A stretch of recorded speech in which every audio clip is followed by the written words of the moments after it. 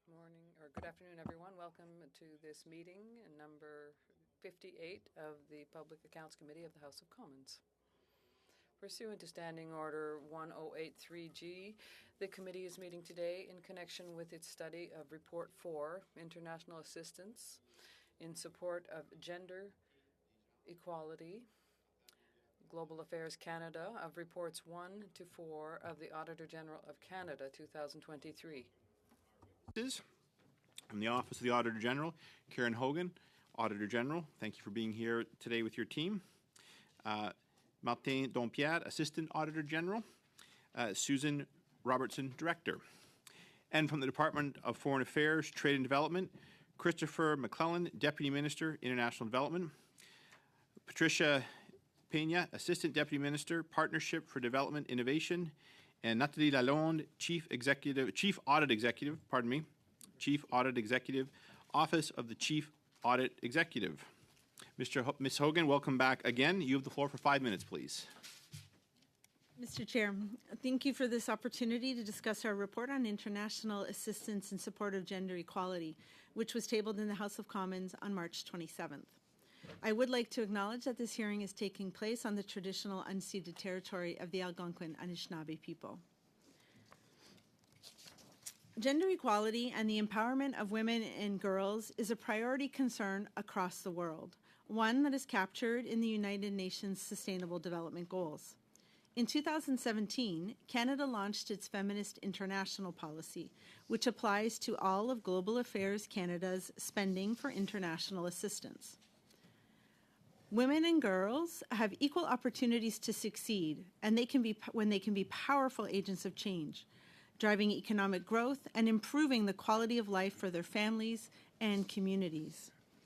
Under the Feminist International Assistance Policy, Global Affairs Canada committed to funding projects to improve gender equality and the conditions of the world's poorest and most marginalized populations. Our audit focused on whether the department supported gender equality in low and middle income countries and reported on the results for the approximately $3.5 billion it spends on bilateral assistance projects each year since the launch of the policy. We found that the department was unable to demonstrate that its spending improved the lives of women and girls. Significant weaknesses in the department's information management practices resulted in missing or incomplete project files that could not support decision-making or demonstrate due diligence. As a result, the department is unable to track overall outcomes against policy goals. Il s'agit d'un problème. This is a serious issue. We recommended that the department take immediate action so that it can fully report on the outcomes of the projects it funded. This is crucial to demonstrating the value of these investments and to ensuring that women and girls are benefiting from the programs that Canada is funding. Global Affairs Canada also needs to address how it measures long-term outcomes. We found that the department focused on short-term outputs, with only 2 of 26 policy indicators measuring outcomes. An example was a project to build washrooms and hand-washing stations in schools to make them more welcoming for girls who might otherwise miss class when they are menstruating. The department did not track this project's outcomes, such as whether school attendance and completion rates improved for girls over the long term. We found that although Global Affairs Canada implemented a thorough process to assess the extent to which gender is integrated in its projects, the department could do more to incorporate different identity factors. For example, while it regularly included age, it did not routinely consider other factors, such as ethnicity, family size and structure, or rural or urban location. The department should improve the integration of intersecting identity factors in its project development so that it can deliver more inclusive programming. Mr. Chair, This concludes my opening remarks. We would be pleased to answer any questions the committee may have. Thank you. And thank you again to you for your comments. Mr. McClellan, you have the floor, or your team, for 5 minutes. Okay, thank you very much. Thank you, Chair. Let me begin by thanking this committee for the invitation to appear today to speak on this report. I am pleased to be joined by Patricia Peña, Assistant Deputy Minister for Partnerships for Development Innovation, who will be leading the department's response to the report, and Nathalie Lalonde, our Chief Audit Executive. First, I would like to acknowledge the work carried out by the Office of the Auditor General and thank them for this report. The report highlighted the importance of Canada's feminist international assistance policy, but also noted the urgent need for global affairs to improve its monitoring and reporting on the results of our work. I would like to assure the committee how seriously global affairs takes the findings in this report. Canada's development assistance programming is making a tangible contribution to improving the lives of women and girls, from reducing maternal and child mortality to supporting the completion of primary education, to reducing gender-based violence, to supporting women's economic empowerment. These efforts matter. It is for this reason that we have to redouble our efforts to ensure that we have the effective information management and outcome measurement systems in place to demonstrate to Canadians the value of their investments. Let me begin by touching on how we are already addressing the recommendations made in this report. On the first recommendation, regarding GAC's information management system, I have tasked the department to immediately put in place interim measures for a single project documents database to store and manage all project documents.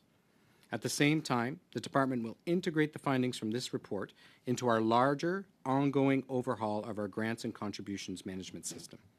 This major transformation project, launched 1 year ago, will allow GAC to automate and streamline our business processes and systems to give us better information for decision-making and improve the impact of Canada's international assistance. En réponse à la deuxième In response to the second recommendation to measure and report on results of the policy objectives, we recognize that we must find a better way to aggregate and communicate our results. With more than 1,500 international assistance projects underway at any given time involving partners from Canada and globally, we have a large amount of data and information to connect to the overall objectives of the Feminist International Assistance Policy. Under Patricia's leadership, the department will undertake a complete review of our current approach to gathering and disseminating the outcomes of our work, and will oversee the strengthening of our corporate tools, updating government's mechanisms, and development of options in order to better report on the impacts of our development assistance programming. The third recommendation looks at identity factors beyond gender and age in project-level equality assessments.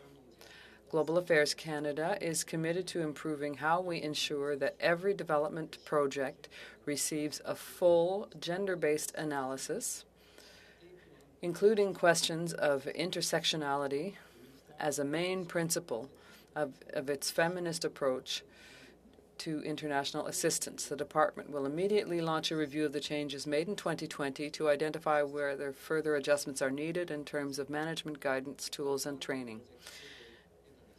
In our international work, Canada has been a leader in advancing gender equality and the empowerment of women and girls for several decades, working with partners across the globe to support the development of more inclusive communities and to achieve poverty reduction.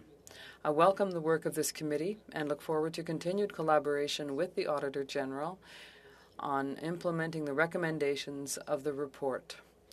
Thank you. And we thank you. Round, the first 4 members will have 6 minutes each. Mr. Jenice, you have the floor for 6 minutes, please. Thank you, Chair. Thank you to the Auditor General for her important work on this subject. My questions will be directed at officials. Obviously, this report is profoundly disappointing. This government has, with great fanfare, tried to rebrand some of the efforts that actually started under the previous government related to improving the lives of women and girls around the world. But a government that was actually serious about making the lives of women and girls around the world better would be interested in bothering to measure outcomes as part of their policy indicators. That should be a pretty basic thing, that if ministers and staff in the government are actually saying this isn't just about politics, we're actually trying to make people's lives better, then they would insist on measurement and tracking of results.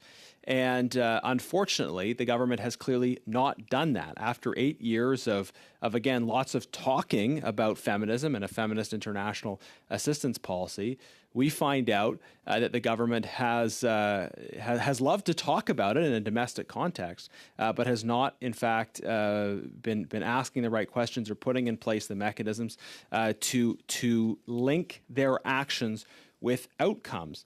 And to the officials, even before us today, you're saying contradictory things, as far as I understand it. You are telling us that on the one hand, you take the work of the Auditor General seriously, but on the other hand, you are asserting that the work you have done has been making a tangible impact.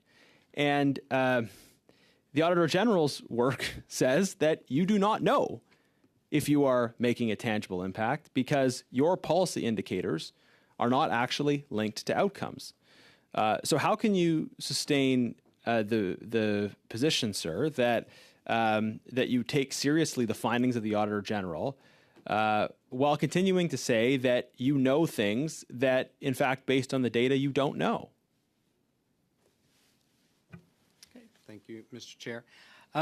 So I agree 100% with your point that gathering the results of our activities is critically important.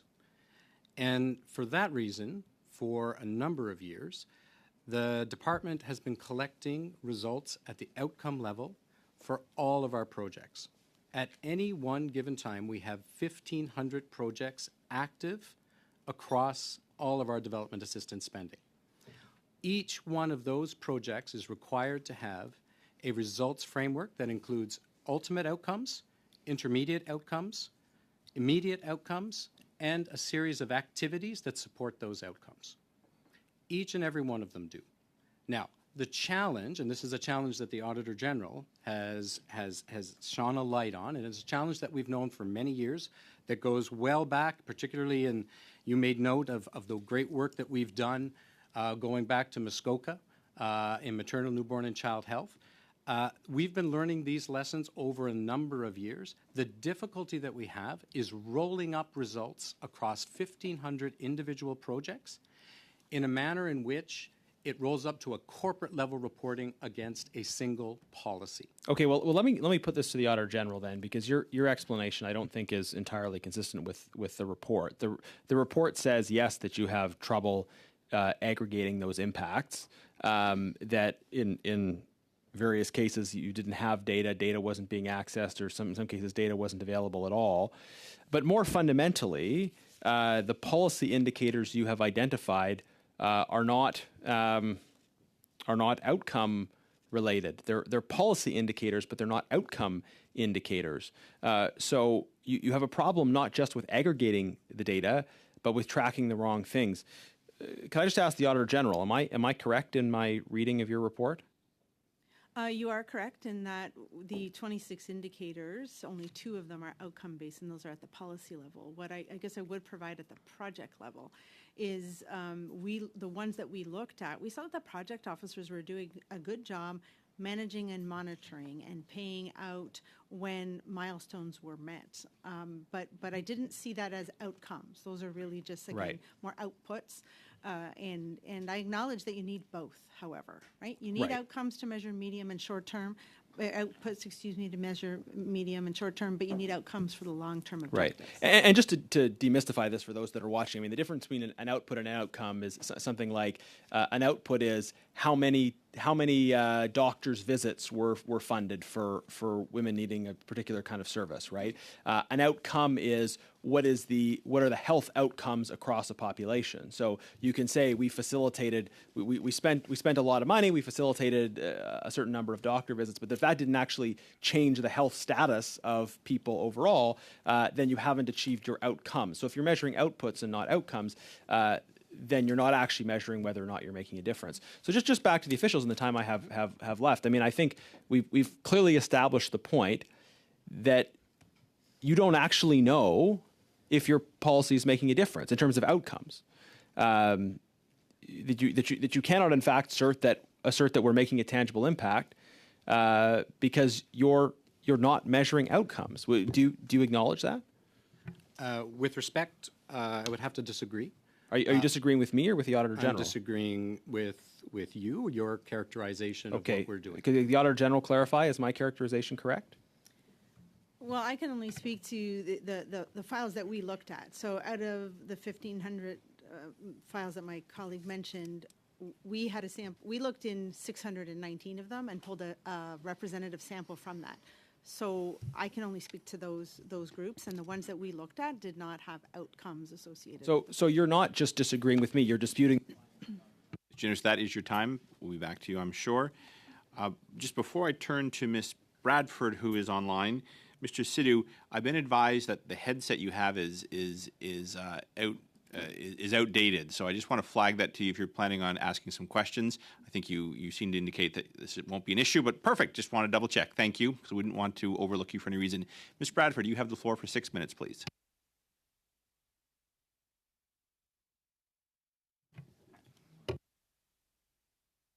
And I'll restart your Clark. You're still on mute, Ms. Bradford. I'm sorry. Thank you, Mr. No problem. Chair. Yeah. I'm best on mute, actually. But anyway, thank you to the witnesses for appearing before our committee today. We really appreciate hearing from you directly. I'm going to start with my questions to you, Mr. McLennan. And I was wondering if you could just kind of give us an overview and speak to how Canada's Feminist International Assistance Policy is supporting the most vulnerable.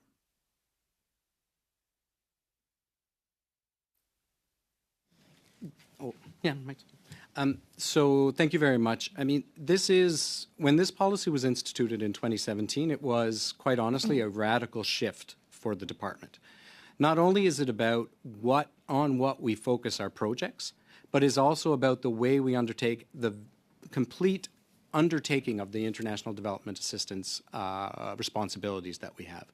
So since 2017, we have, over the course of the first 5 years of the policy, and I should note that this is the first audit of the policy that we've had. The policy, the projects that are associated with this policy are only now starting to produce the results after 5 years. As everybody is aware, producing results in international development does not take place in 2 years. It has a very long-term investments that are required to achieve lasting, sustainable results. And what the department has done is it has adjusted completely its approach with a clear focus on gender equality and a clear focus on helping the most vulnerable in the countries in which we are active. To give you one example of the things what that means, it means two things. First one is that we specifically address some areas where we have inequalities between men and women, and we attack those problems directly. And those are, as people would have seen in the report, that's the 15% target that we were trying to achieve, which means projects whose purpose ultimately is to address inequalities. But that's a very sharp tool to go after only those elements in international development assistance. But with the other 80% of our programming, it means all types of programming that we undertake, we ensure that there are gender equality elements to everything that we do. Everything from the distribution of food aid, which takes into consideration the needs of women and girls. A really simple example is that if you are distributing food in a food aid situation and the sacks of millet or the sacks of grain that you're distributing, if they're in 50-pound bags, it's more likely that women will not be able to carry them. That is the types of analysis that we apply to ensure that women, who are the leaders of households, and in women, who are the ones that make sure that families eat, that we distribute that food in an effective way. And that goes to beyond the dollars that we'd spend. It goes to our efforts to work with organizations like the WFP, the World Food Program, with other UN agencies like the UNFPA, the Fund for Population, and other partners, to ensure that everything they do, even if it's not specifically focused on gender equality, all of their development programming is delivering in a feminist way across all gender equality results.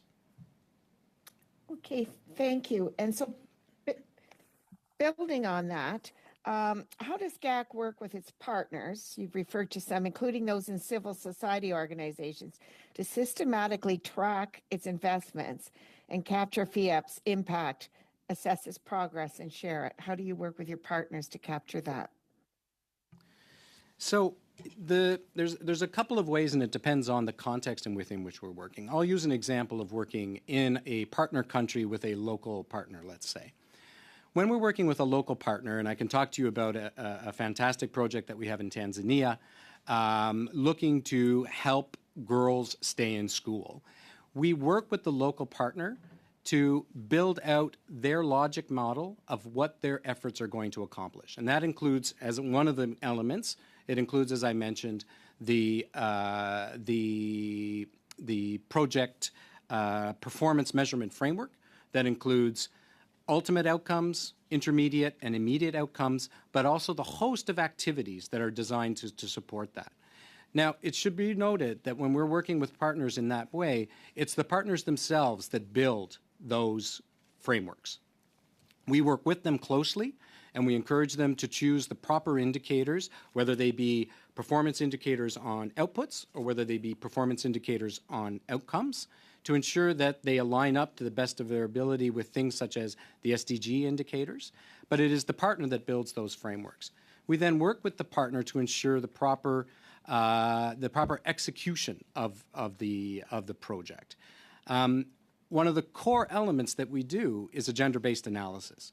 And we do a gender-based analysis, now called a gender-based analysis plus, across every single one of the projects. So all 1,500 projects that I've mentioned, we do that analysis. Now, that analysis is used for two reasons, basically. The first one is to enable us to determine exactly what type of a project it is, and that is the gender coding that you would have seen in the report.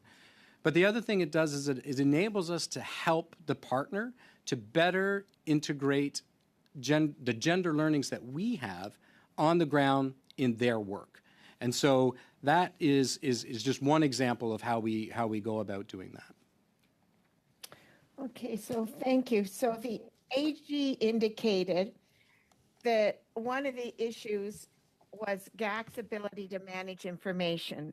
So I was wondering if you could elaborate on what improvements will be made with respect to this, if there's any update on the progress and when you anticipate these improvements will be completed.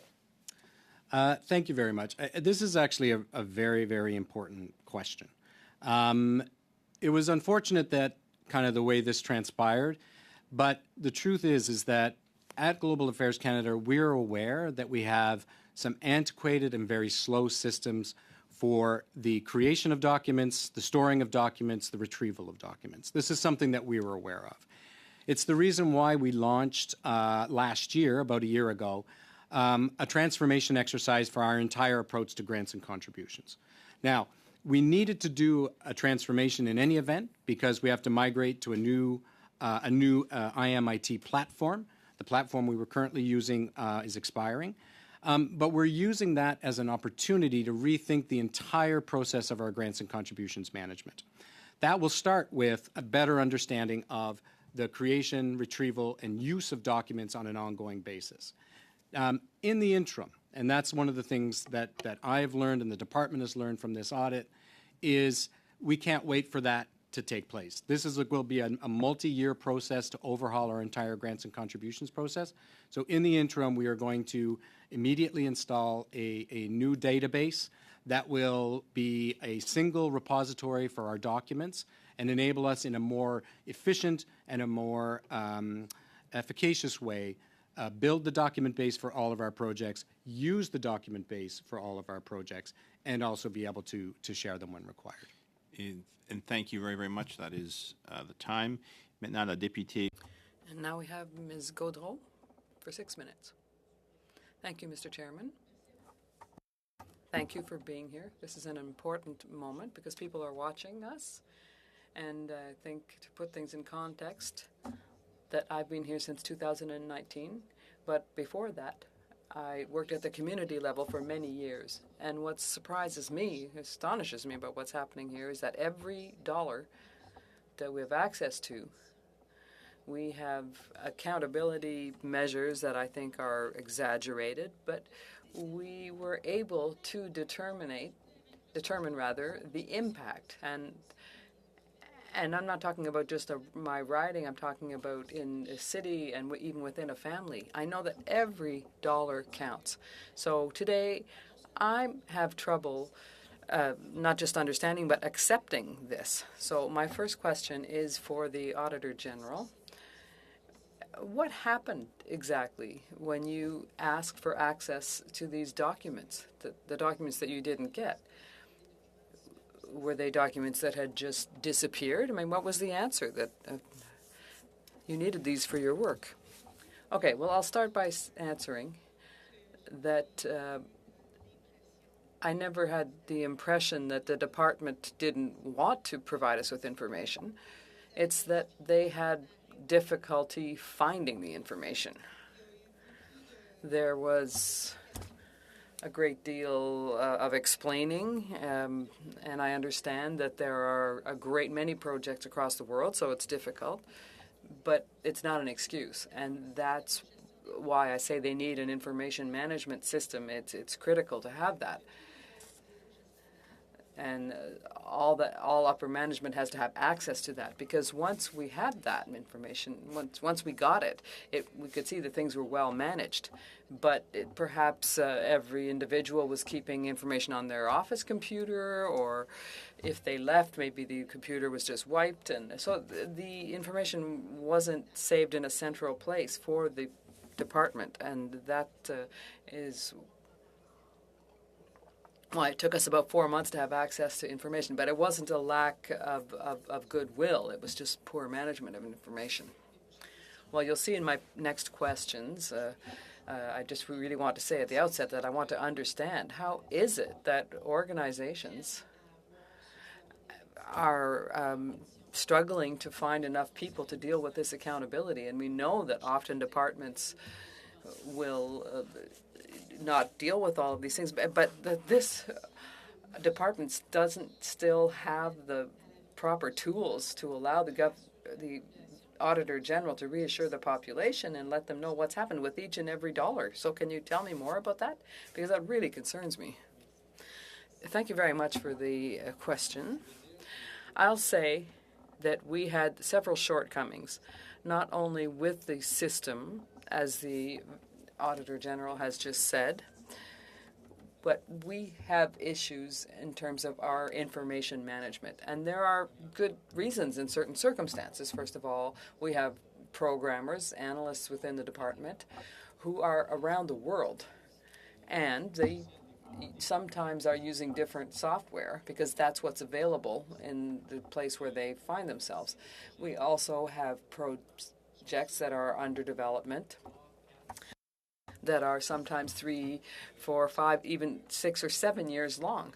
And that means that within a department where there are changes, where there's a good group of staff that there's a lot of turnover, we have changes over the life of a project. So it's not excuses, but these are just explanations. What we absolutely need is a centralized system that's available to everyone, whether that person is at headquarters or whether that person is in Kyiv or in Tanzania.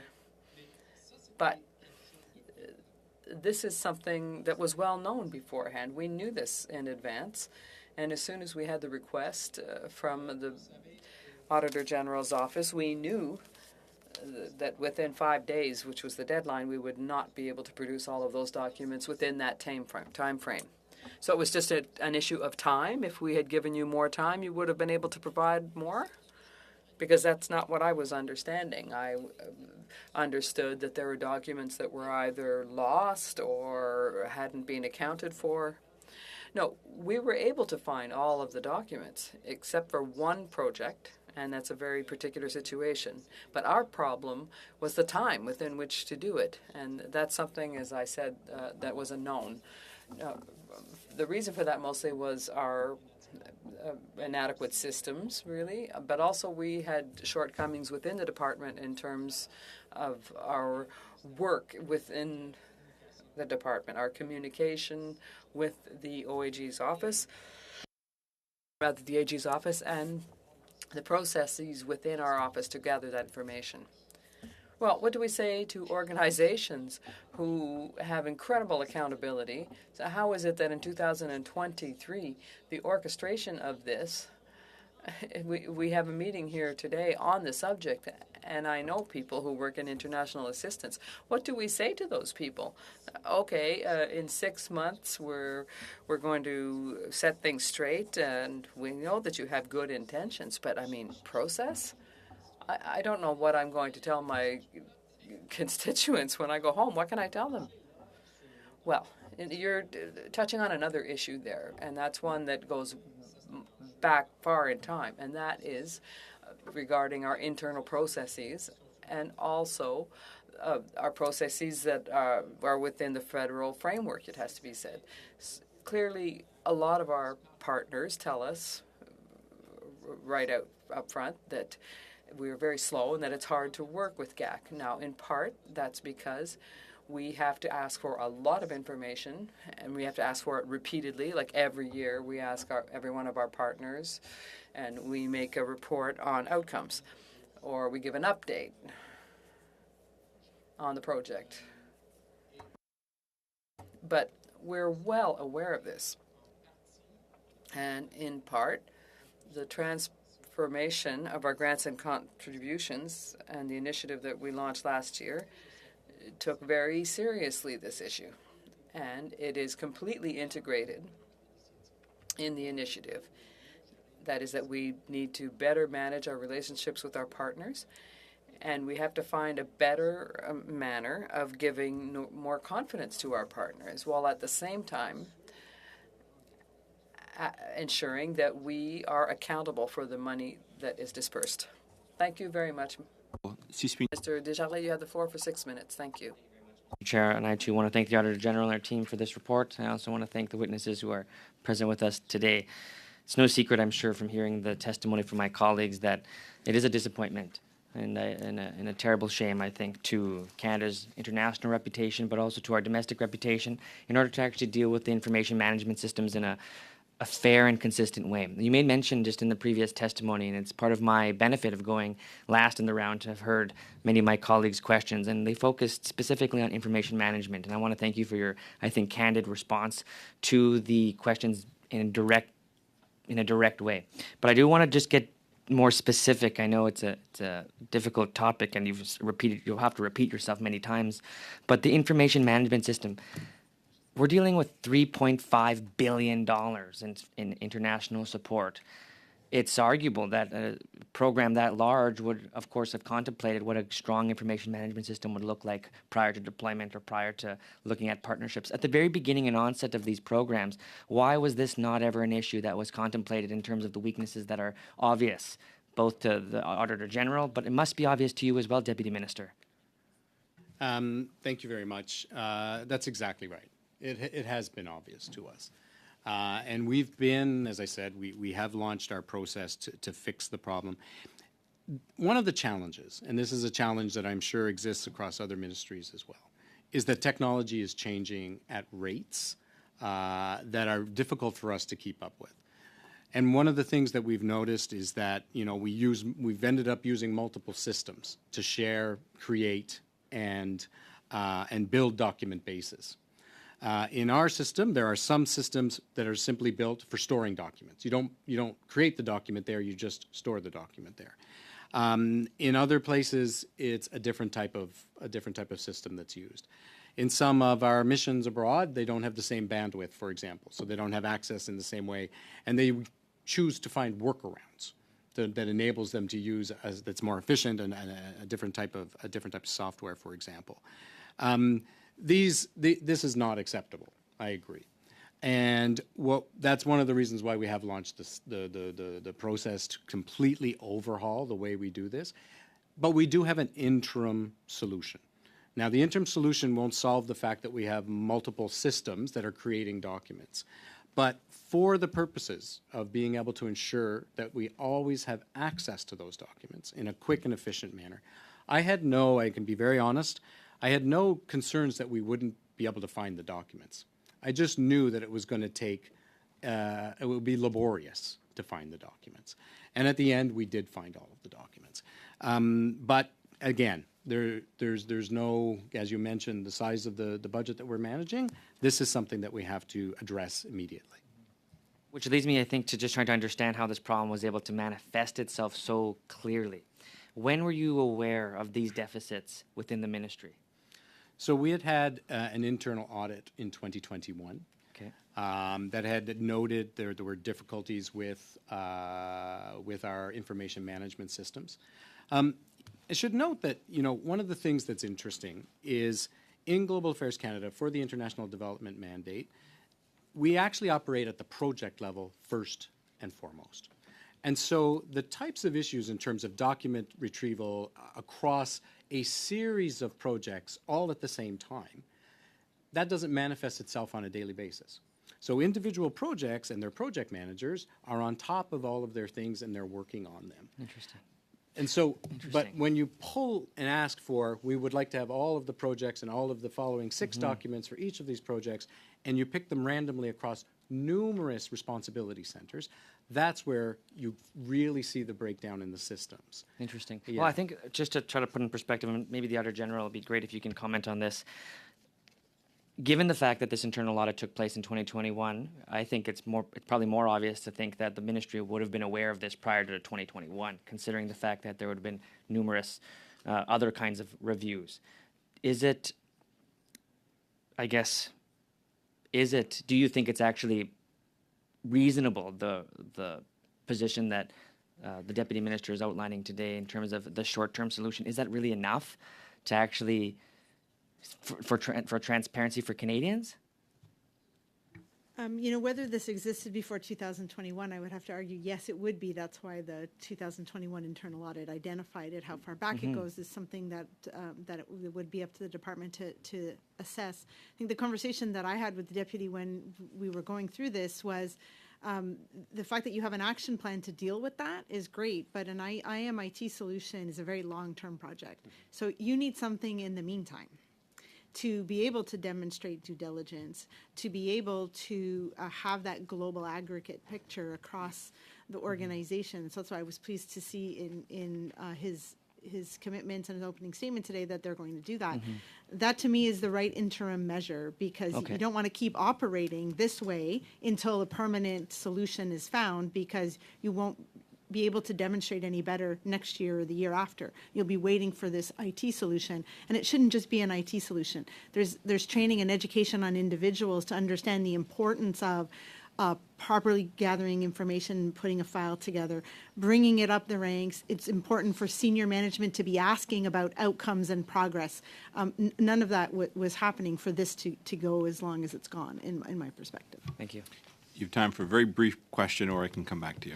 Well, I do have a question quickly. I'm not sure if it's quick, though. I'll try to put it on the record, and maybe you can think about it a bit afterwards. But it's in relation to the Auditor General. You received 65 projects you asked for 65 projects for review, and 35 you did review. And I understand that was because of time constraints by the ministry unable to actually produce those documents. Is it likely that those 35 projects you did review were in fact, to try to find better languages, but are cherry picked, let's say, in order to demonstrate a better condition of the ministry, rather than taking a total amount or account of the whole file? Because of course there'd be the remaining, which would be the most difficult. I'll allow an answer. If you stop there, go ahead, please. So I'm gonna correct some of the numbers. We actually selected a sample of 60 files. We received 50 that we deemed to be complete. There were 9 that are incomplete and 1 where we received no information whatsoever. From a statistical perspective, that's enough to allow you to infer on the population of the 619 projects.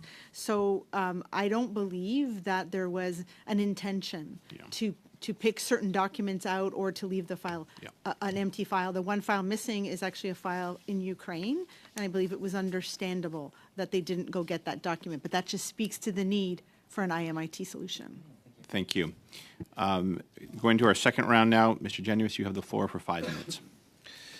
Thank you, Chair. So we just heard from the Auditor General is essentially don't attribute to malice what can be explained by incompetence. The government didn't have complete information on multiple projects, but were we're going to charitably assume that they didn't exclude information because it was inconvenient. They just didn't provide it because they didn't have it.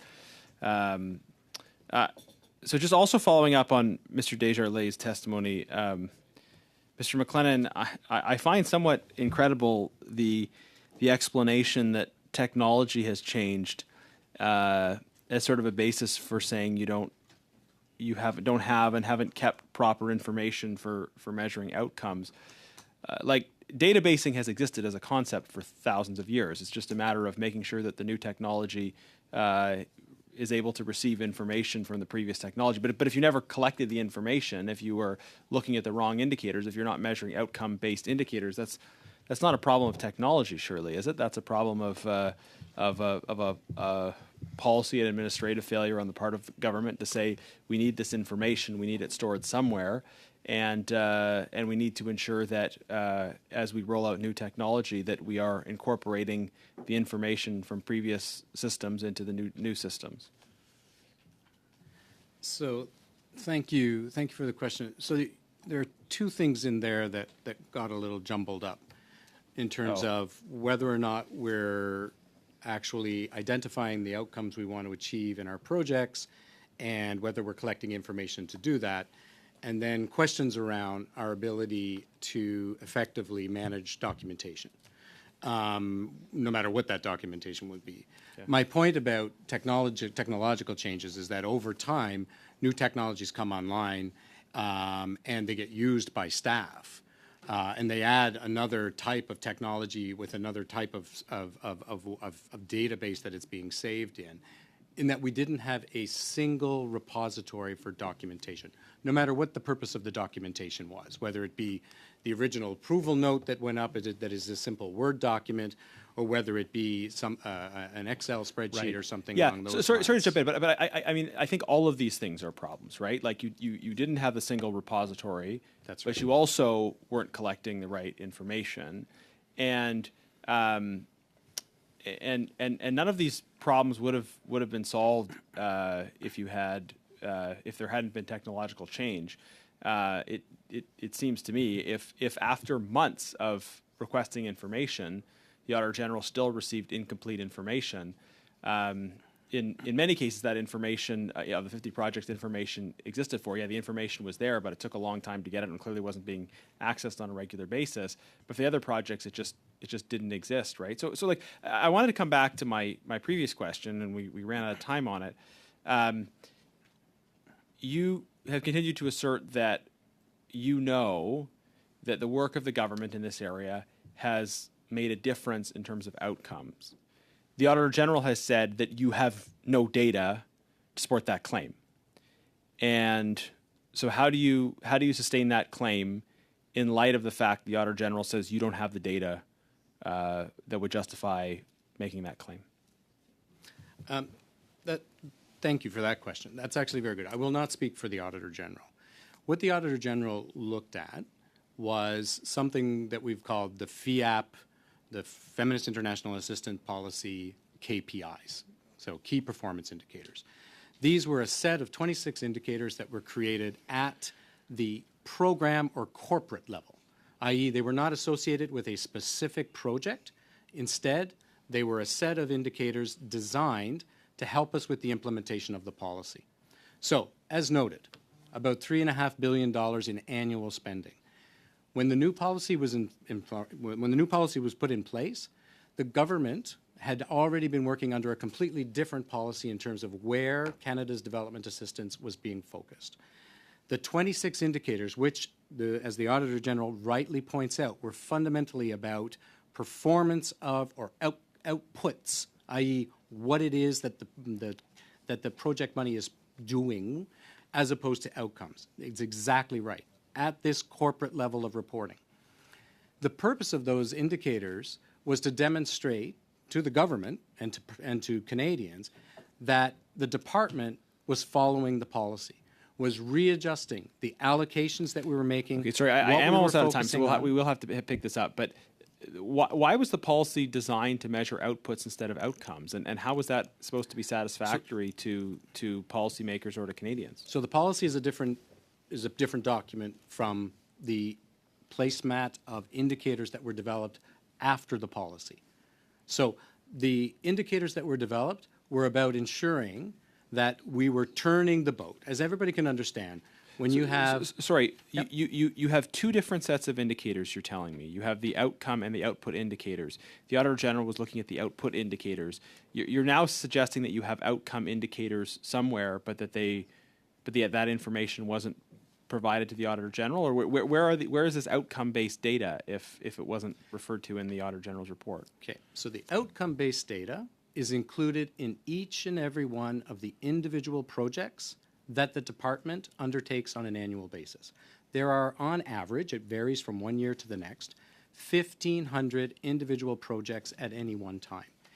Every single one of these projects is required to have a results framework that includes both outcomes and outputs. Okay, so you're saying the projects I can explain if you want me to explain where the difficulty really is, and we do have real difficulties. Actually, gentlemen, we're going to have to come back to this. Okay, The we'll time is up. There'll be time for the opposition bench. Turning now to Ms. Yip, you have the floor for 5 minutes, please.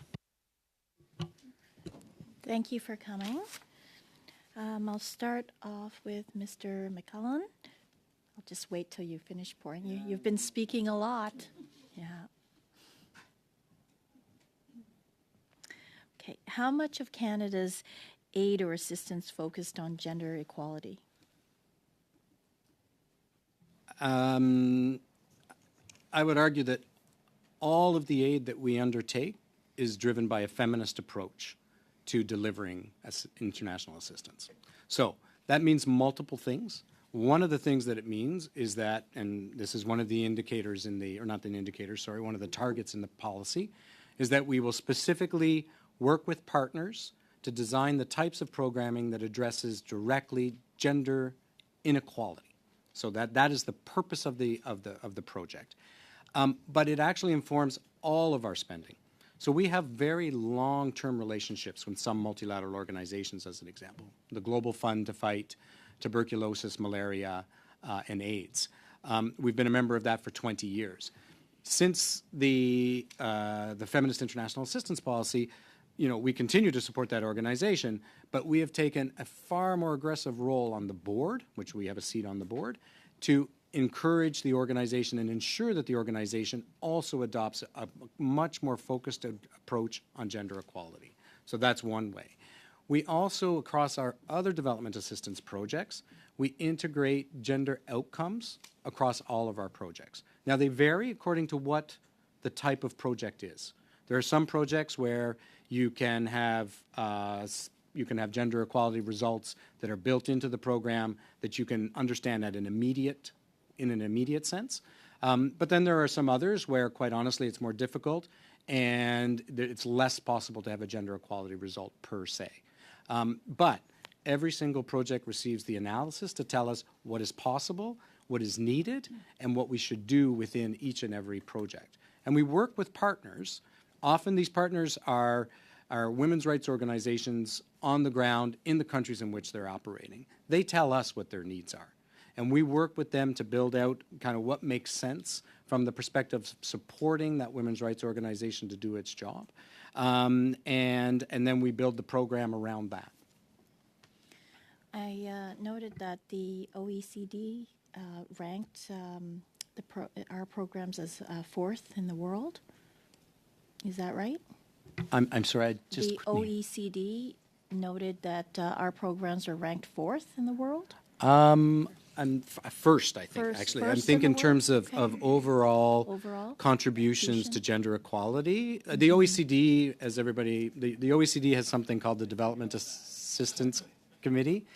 And what that Development Assistance Committee does is it provides a uniform way for all donors to account for what they are spending all of their development assistance on. Over the past 5 years, there's been a rather significant increase in the focus of Canada's international development assistance on gender equality objectives. You also mentioned the plus.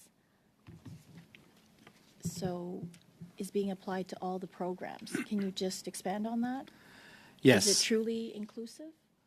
Yes, so that's a very good point, and it does speak to one of the recommendations that's in this report. So Global Affairs Canada has for a long time actually been one of the leaders among other donors in applying a gender lens to all of our programming. This began back in the late 90s with one of our first policies called Women in Development and has evolved significantly since that time. When the Feminist International Assistance Policy was originally launched, we were actually well placed. We had a dedicated gender equality team that had been for years basically undertaking these gender-based analysis across all of our programming. When the policy was launched, it became pretty clear that we needed to expand it, that it needed to be the plus. It needed to look at other types of intersecting factors that also contribute to vulnerability of some of the clients, some of the people that we're most looking to serve. So in 2020, we adjusted quite significantly our approach to our gender-based analysis to add that plus to ensure that we had a more inclusive approach to our gender-based analysis that included things such as ethnicity, religion, age, as an example, that these are these intersecting criteria or issues that may lead to increased vulnerability. And thank you very much. Encore, on retourne à... We come back again to Ms. Gaudreau for 2.5 minutes this time. Well, now we'll take action here. I know I'm a little upset, but having said that, if you found the documents, would it be possible to deliver them to the Auditor General? For the little bit that was missing, I think it's important to finalize things. So would it be possible? Could you commit to doing so? We have continued to provide the documents as we were finding them. If there are any missing, we've collected everything we have. She has them all. Excellent. Now, my question is the following. You spoke a lot about the policy behind the steps you've taken, your huge organization, the IT, the structure depends on the structure of each project. And for me, it's not a good reason where you can sort of find a niche like that. I'd like to know if you found some memorandum or a recommendation as to what is really important and urgent. Was this political will palpable to ensure that the $3.5 billion had what as a result and as an outcome? So to offer people as much transparency as we could on behalf of GAC. Well, I can assure you absolutely that the whole issue of outcomes is at the heart of everything we do. And it doesn't make things easier to do, and especially at the corporate level. And that's our issue, our way of doing things and our capacity to work through 2,500 projects, find the common indicators, and then produce a report, say, that gathers all of those indicators. Well, that's where there are difficulties. Well, what's missing? What can we do to help you so that this never happens again? From the moment that we ask the question, you'll have the figures. I mean, if I'm a business person and if I go to a big company, this would not be acceptable. I mean, otherwise you'd have to fold up. That's my question. Well, we're already working with the OECD, for example, and they're one of the organizations that's trying to help all countries. But they themselves understand very well the issues and the problems here. For example, the Nordic countries only look at outcomes. They don't try, for projects, they don't try and look at the whole thing. They just accept that within this domain, the issue is in terms of the projects. So you want to know what the results are? You have to go into each of the projects to see what they are, those outcomes. Other countries try different things. We are trying new things here. I can give you an example. and that would be health. I'm sorry, we'll come back to you later. Mr. Desjardins. Well, Thank you very much, Mr. Chair. And considering just how short the time is, I'll leave my last question, and perhaps we can follow up with some supplemental questions later on if we can find better explanation for the difference between some of the outcomes on the 60 projects and the 30 projects. We just don't have enough time for it today, unfortunately. So if you can provide any more information related to how those projects or the issues relating that information to the Auditor General and why that information was delayed, and some of expanding to some of your points in this discussion, you can provide that in writing as to why the delay exists in such a significant way. But moving on to just the Auditor General and trying to sort out how we actually deal with this in a fair way so that Canadians can expect that this issue can be concluded. So the 2021 internal audit was evidence of this failure. And the Auditor General, you made mention just in previous that it would have obviously been an accumulated problem that required addressing. And your office, of course, took up the liberty of ensuring that there was a more in-depth audit that took place. But how common is it, for example, to have an internal audit, have your audit, and then see what kind, and then monitor the action and implementation? How long does that often take, and particularly for this ministry, such a large spending ministry and one that has these really unique problems of being unable to second this information in a quick fashion? It leaves me with a perspective that this may never be fixed in some ways just because of how complicated this is. And so have you seen audits like this in the past? Have they reconciled themselves with the need for better transparency? So I think it's the first time that we've audited Global Affairs Canada in a very long time, which is exactly why we wanted to go there and see how they were doing. It's a lot of money, and hopefully really driving an impactful and important change for women and girls across the world. The issue is one of information management. You don't need a big complex tool to be able to have an ability to consolidate information. I hear clear goodwill and desire from the deputy to put something in place in the interim. They had already started a project that was long term. I did not know that when we went in and looked at it. But after we found the internal audit and we saw the outcomes, I would have expected that an interim measure would have been put in place, because it is important to be able to show globally what you can do. I actually thought about all the numbers. When you talked about 35, we do mention 35 somewhere in the report. It's that we found that only 35 of the projects we looked at were contained in the external reporting. So only a little more than 50%, which just speaks to when you don't have a central repository of everything, you can't speak globally to what you're accomplishing. And that's why having this an IMIT tool is really critical to when you have so many projects and such volume of transactions going on. and thank you very much. Turning again to Mr. Genuis, you have the floor for 5 minutes.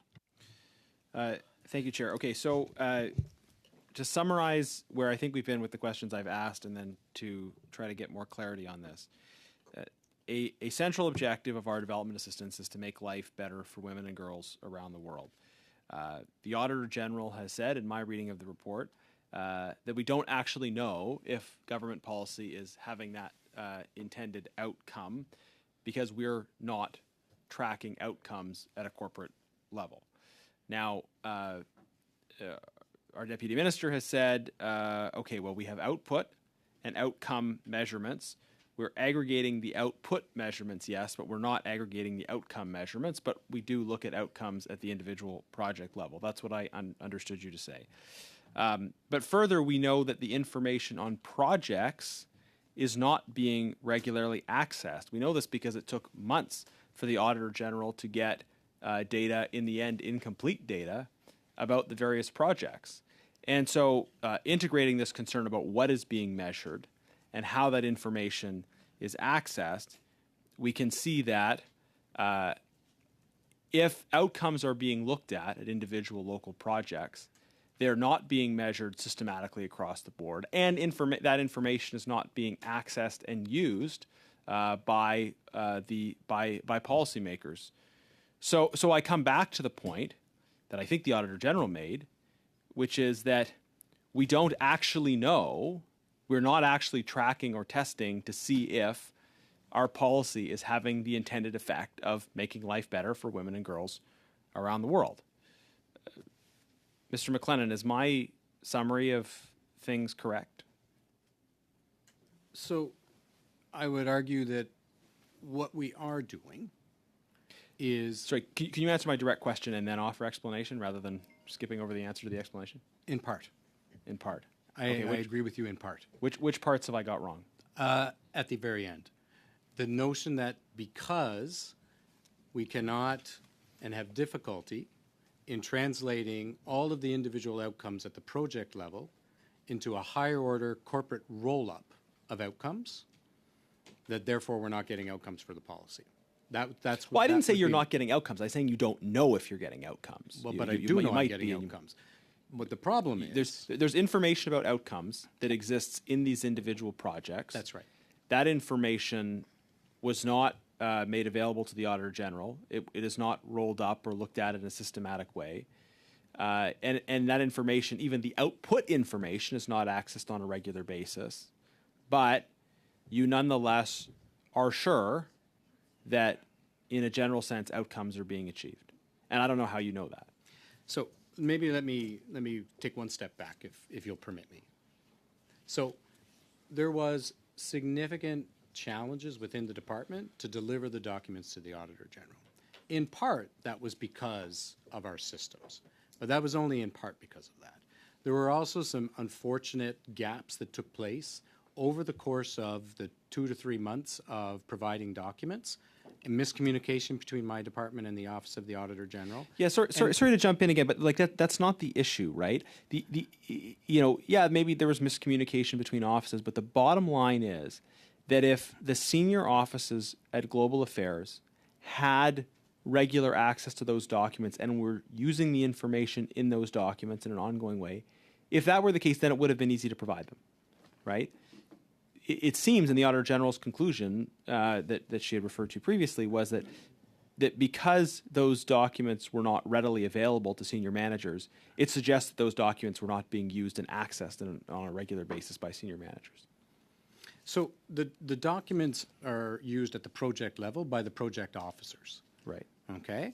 So the problem took place at a corporate level in terms of effectively requesting, tracking, understanding which documents we had actually provided to the Auditor General's office, and understanding which documents of everything that we provided were actually core to ensuring that each individual project file was complete according to what the Auditor General required. Right, but the fact that you're not accessing those documents at a corporate senior level makes it impossible for me to understand on what basis you assert that at a corporate global level you're making a difference. So I guess maybe I'm just misunderstanding your connection between... Like the assertion fact- that you're making a difference for women and girls depends on the ability to corporately measure outcomes. And if you're not corporately measuring outcomes, then how can you say that you're making a difference for women and girls around the world? Because we measure outcomes at the project level, first and foremost. That is the place where you know whether or not you're getting outcomes for the actual project that you are investing money in. The difficulty, and it's pointed out by the Auditor General, is in being able to roll that up, 1,500 individual projects, all with individual project indicators. But you don't have the outcome measured if you're not rolling it up. We'll right? have to come back to this. We'll have to come back to this. Mr. Fragaskatos, you have the floor for 5 minutes. Thank you, Chair. Thank you to all of you for being here. Auditor General, if I could ask, are you aware and does your report delve into other democracies that have had this challenge? Presumably, if Canada, when it comes to overseas development assistance, has had this issue, particularly relating to information management and tracking, do we know of other democracies that have experienced this? If I may, Mr. Chair, I'm going to ask Mr. Nopierre to respond. Yeah. Thank you. So a quick answer. So we did not really look at specifically other democracy in terms of their system or their challenges. We looked at how Canada ranked in terms of the feminist policy against other countries. So we didn't go down and look at specifically other challenges that exist abroad or in other countries. Okay. I'm trying to understand how unique this is. Is it something that's unique to our country? I can go to the Deputy Minister, perhaps. Mr. McClellan. I can add, and then I'll allow the Sure. Deputy Minister Go ahead. to speak to. I think everyone can acknowledge that in this area of assistance, it's difficult to demonstrate outcomes. But just because it's difficult doesn't mean you shouldn't attempt to do it. Agreed. And in our perspective, what we saw was that the department hadn't set itself up from the get-go to measure and monitor those outcomes globally, right? And we saw that individual programs are well tracked, but it sort of stops there. Mm-hmm. That information doesn't flow up, and that's, I think, what the deputy's been explaining.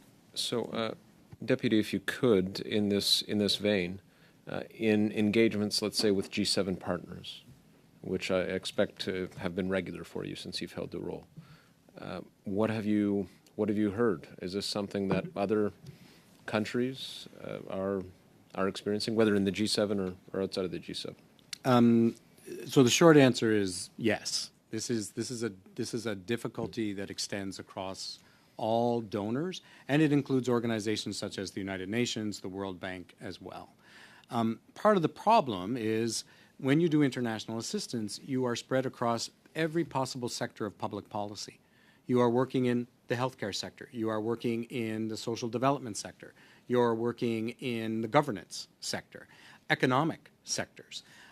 We have grants and contributions. We actually have what's called repayable contributions and of various types.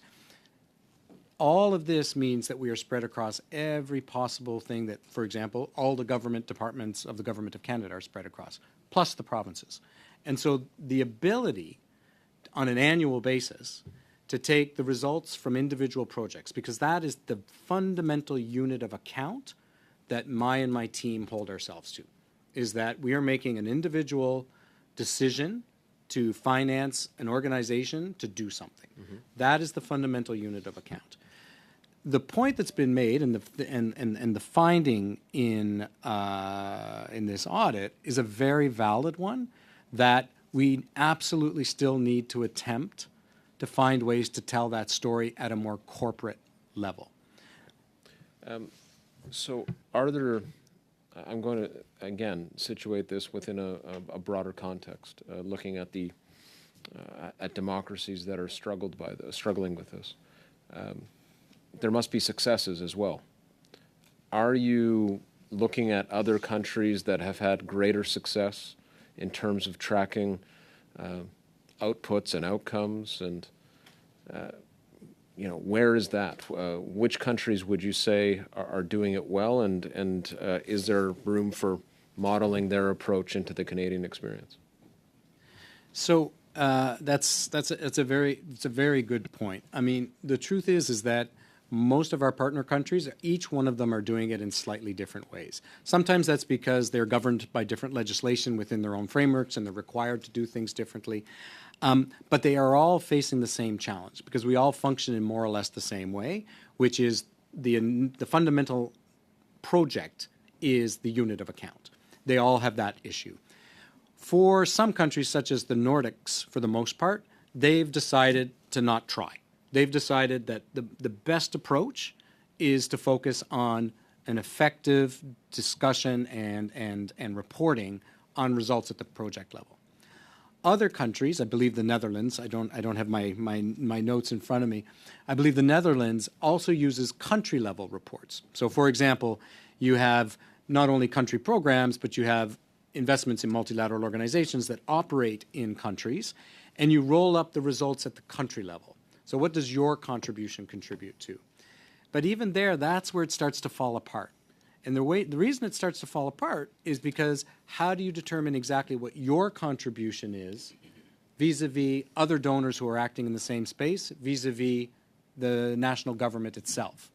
So Canada, for example, working in Tanzania as an example, we provide direct support to the health sector in that country. We're not the only country that provides support to the health sector.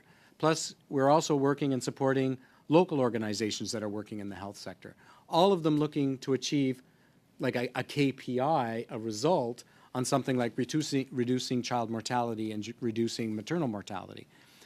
You can sometimes get into games of methodologies where you try and account for what would the Canadian contribution be given that we provided 17% of the total program funding for this project. Does that mean we get 17% of the results? And it's there where you start trying to, does that make a lot of sense to do that? So it's a real conundrum how to do it at strategic levels. And thank you. I hate to do that, but I do at some point, and I try to allow for answers. And I think we had an answer there. So, and I'm sure we can come back to that line of questioning as well from the government side. Mr. McCauley, you have the floor for 5 minutes, please. Thanks, and I'll be passing my time to Mr. Genuez. No, I'm just kidding. A.G. Hogan, thanks again, as usual, for the report. Mr. McLennan, you spoke about KPIs. Who is developing those KPIs? Who's setting them? So there are numerous types of KPIs in the department, but specifically the ones that the Auditor General referred to? No, specifically to the international aid and the issue at hand, which is the lack of recorded outcomes. So one set of KPIs, the one that the Auditor General looked at specifically, was a set of KPIs that exists at the corporate level in our department. They were designed immediately within about 1 year of the launch of the Feminist International Assistance Policy, and their primary purpose was to ensure that the department was refocusing its development assistance programming to align with the new policy. Is it fair to say they were very high-level ones and not? They are very high level, and they are, to the Auditor General's point, focused more on outputs than they are on outcomes. Okay. You mentioned 1,500 projects on the go. Who is developing those? Who's approving those? And who is setting, if anyone, targets and the outcomes for those? Okay. So that varies quite significantly. So, for example, a significant portion of our development assistance spending goes to large multilateral organizations that we are supporting. When we work with something, and I'll use an example, the Global Fund to fight malaria, TB, and AIDS, they actually set their own results framework, and we contribute to that results framework. So we know going in, they set it. Do we follow up on? Absolutely. We have a seat on the board, as a matter of fact. So we sit on the board. So we're able to record Absolutely. And measure. Well, and much more. So we also use that seat on the board to hold the Global Fund to account, the effective spending of the Global Fund money at strategic levels, and, pardon me, the countries in which they work. Now, how long will it take us to get to a point where the AG Parliament will be satisfied with being able to see what we're actually achieving with the money that taxpayers are contributing? So to that question, I really do hope to work very closely with the AG. But it's... Yeah. But it's... I don't want to be difficult here, but this is a project that Global Affairs has to develop and implement. I'm not sure if conversing with the AG is going to speed up the effort. It's pretty clear what we need to do. You've got a very, very large budget. We're not talking about a system that needs to do quantum physics. It's just tracking simple outcomes from a relatively small amount of projects. You know, if 1,500 projects, we're not talking a million different outcomes. Like, what's it going to take to get to simply tracking the outcomes? So I would like to agree with you that that's not a lot of projects and that it's not actually very difficult to do this. Nothing would make me happier to be able to say to the committee that this was a simple oversight and can be corrected really quickly and easily. And the reason I mentioned working with the Auditor General is because, you know, this is the type of thing about knowing do you have it right or not. Okay, what's the difficult part? Like, if I'm looking at your departmental plans, you've actually 167,318 people got double dose of AAA or of vitamin A. Like, you've got that exact amount. Yep. How difficult is it to measure the outcomes of 1,500 projects that you can report to Parliament or the AG? Like, if you've got to that detail of how many vitamin A pills you've given out, Yep. How difficult is it to measure an outcome like that? Tim Hortons can have a franchise with press a button, we can see, and they have sales similar to the amount of money you're spending per year. Yep. How difficult, they can measure exactly how much they're achieving, and perhaps I'm oversimplifying, but why is it so difficult, like, So to track the the outcomes of example- 1,500? Yeah, absolutely. So the example you've used is actually one of a very good example. So what you're referring to is something called Nutrition International, which is a Canadian organization, and I'll use data from 2020. In 2020, provided 98.9 million children with 2 doses of vitamin A. That's the output, right? In the Auditor General's language, that would be an output. And that led to 78,000 child deaths averted in 61 countries. Now, that's the outcome.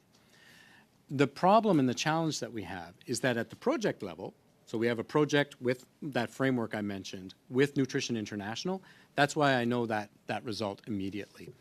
The problem is that 1,500 projects with multiple outcomes, you're looking at potentially thousands of outcomes. So rolling up, and some of those outcomes can be combined perhaps at higher orders, for example, reducing child mortality, reducing maternal mortality. Those are relatively simple ones. We know how to measure those. Improving governance. So, for example, one of the other things that we do, and I think as parliamentarians you would understand this really well, we actually do parliamentarian training in countries.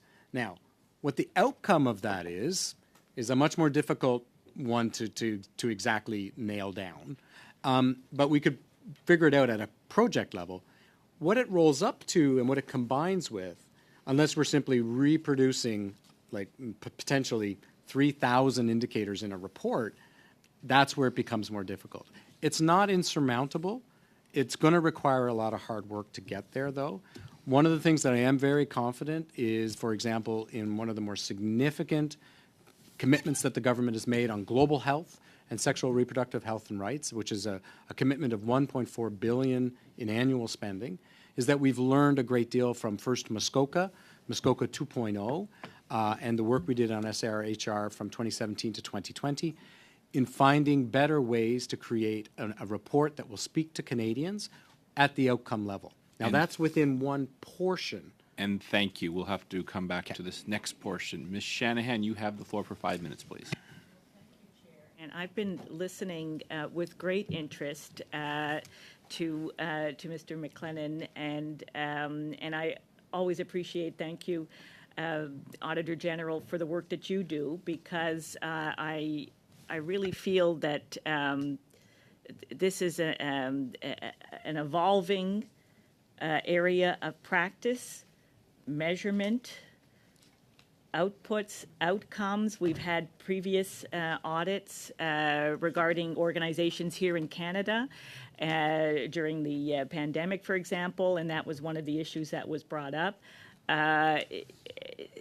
So I think that this is really it's an executive MBA or public administration course sitting here to understand better how we can, because I get it, and this is my first question, if we have the outcomes are measured at the individual project basis, are you able to show us that? Because I believe that was one of the comments that the Auditor General made, was that GAC was just not able to show at the aggregate level those outcomes. But are you able to show it to us, show those outcomes to us at a project level? So the short answer to that is yes. Where there was challenges, and I think the Auditor General pointed to one of those, is that in the projects that were looked at, they were all projects that were approved basically between 2017 and 2020. Very few of those projects were actually completed yet at the time that the audit was done. So there are some projects that can demonstrate interim results, but results at the project level usually requires the full completion of the project itself before you get the final report with the results rolled up according to the results framework that's developed for each and every program, or for each and every project, sorry. But even then, and maybe if you'd like to hear from Patricia, if you're getting tired of my voice, she has a great example of a project that is completed and the types of results that we're seeing. But you normally don't see results until sometimes even after the project is completed. That sometimes when you're dealing with issues that require cultural change, for example, and in the gender equality feminist approaches, that is a key thing that we're trying to accomplish is actual change in culture. That doesn't happen in 3 years. You don't change a culture in 3 years. But you can start to turn the ship on the culture there, as an example.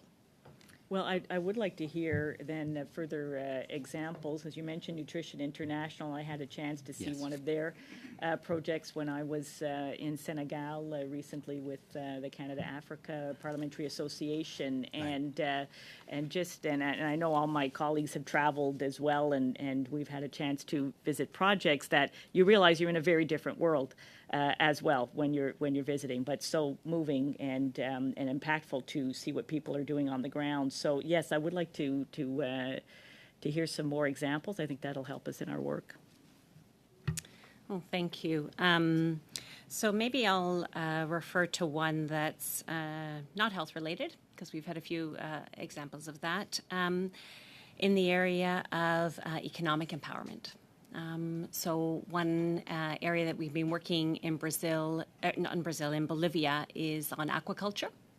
So helping women fishers to feed their communities, to build some capabilities in small business by essentially growing fish. And this has a lot of different dimensions to it. First of all, we've established specific people that are going to benefit, targeting women, but benefiting all their communities. And we know that indirect benefit is huge. So they've increased their food security. We give them training, we give them some skills, we give them resources to build this capacity, and then that multiplies. So they have better nutrition because they're eating more fish. They're starting small businesses. They are hiring other people because as the businesses grow, they create businesses along the value chain. So a restaurant now sells some of those products, and they participate in local value chains. So they sell their fish to markets. They're better educated. They're then able to keep their children in schools and healthier and use that income. And so it creates that long-term tail. And what's really exciting about projects like this is our involvement has a particular time frame, but we're actually able to know that 3, 4, and 5 years later, the benefits of those early interventions are really delivering for those communities long after we're gone.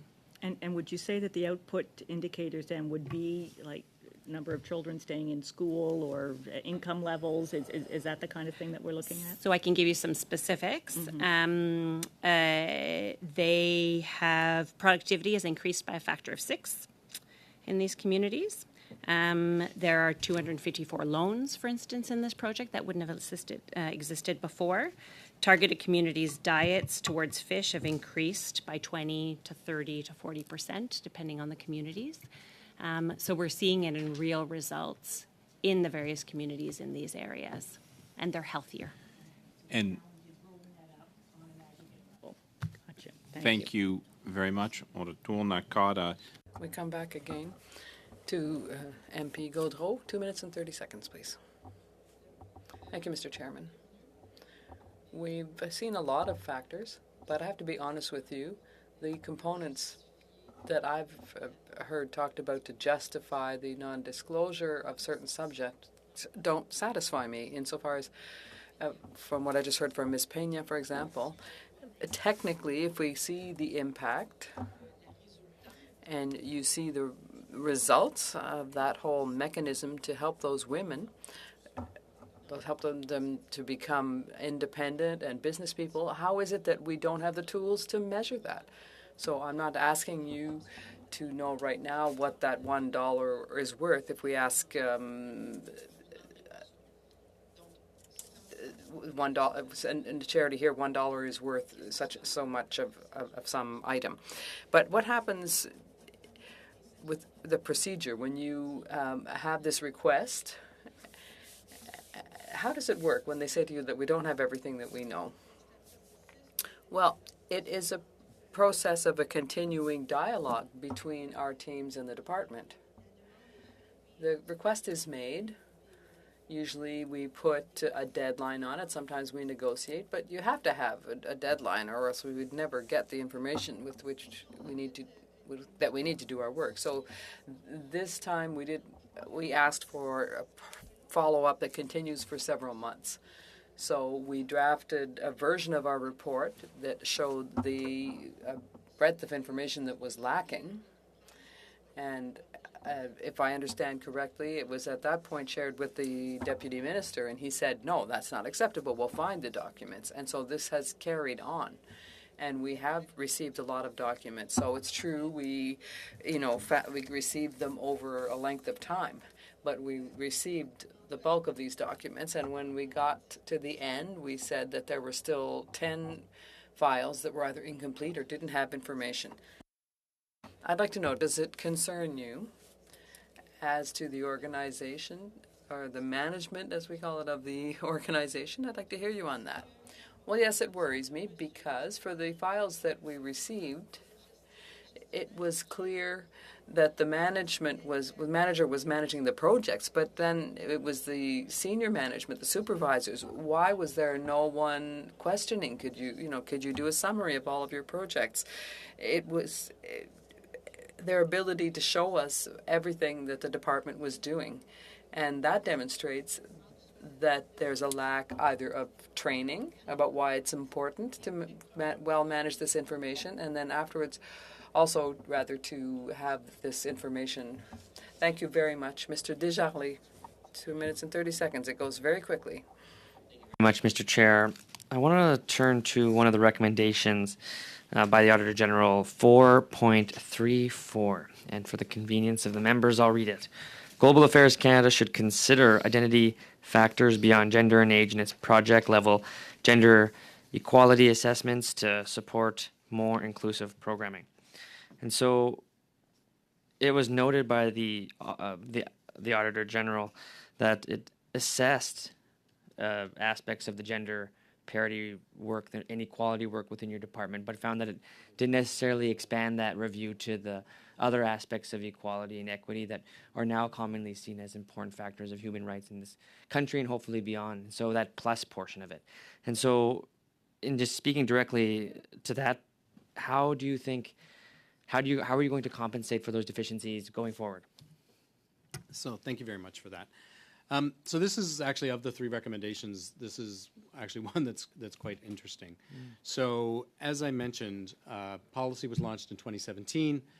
Between 2017 and 2020, we absolutely recognized exactly the issue that the Auditor General has pointed out here. And in 2020, significant changes were made to our approach to doing gender-based analysis, and that's when the plus was added. So we added those criteria of, as I said, ethnicity, race, religion, age, these intersecting things that may actually contribute to increased vulnerability, and that should be integrated into the way projects are designed and rolled out. The 10 projects that the Auditor General looked at were all approved prior to 2020. So they were all approved prior to the change that was made in the department in 2020. So what we're going to do, though, is this is still, in a world of constant improvement, we are going to launch immediately a review, verify that the changes we made in 2020 respond to the findings that the Auditor General made of projects that existed prior to 2020.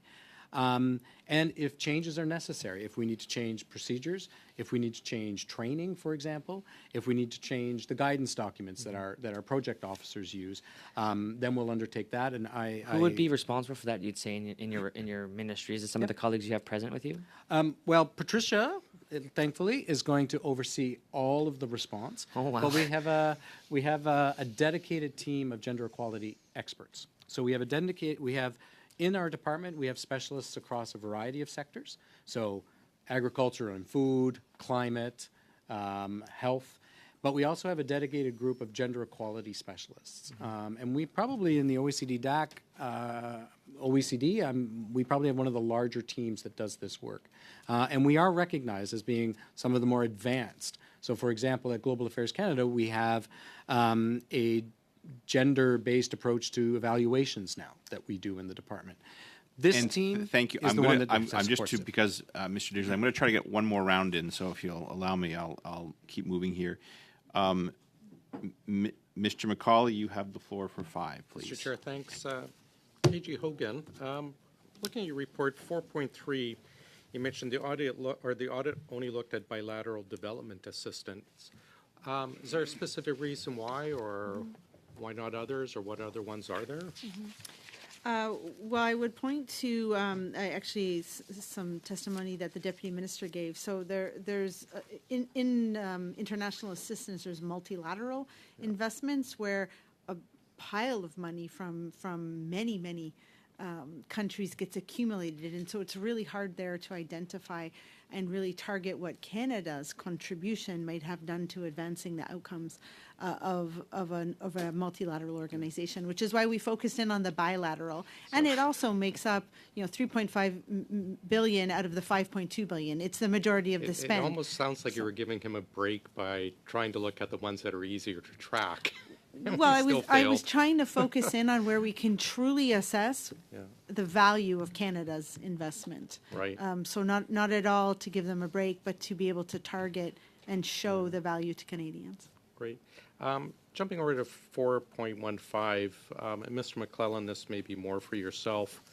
The AG writes, conduct our work, we needed global affairs to provide documents. Department didn't provide all docs.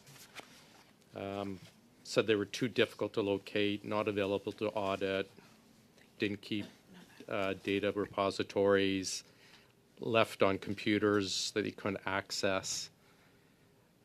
I'm flummoxed how we could have billions of dollars being spent, but we couldn't track. But have every one of these, what I think are really relatively simple issues, immediately addressed? And how did it get to this? So in part, it's that there are multiple systems that teams are working on. So Global Affairs, as a large amalgamated department, has multiple IMIT systems but I mean, that are being used. Bill's no longer with us. We can't access the data on his computer. Yeah. Yeah. It's 2023.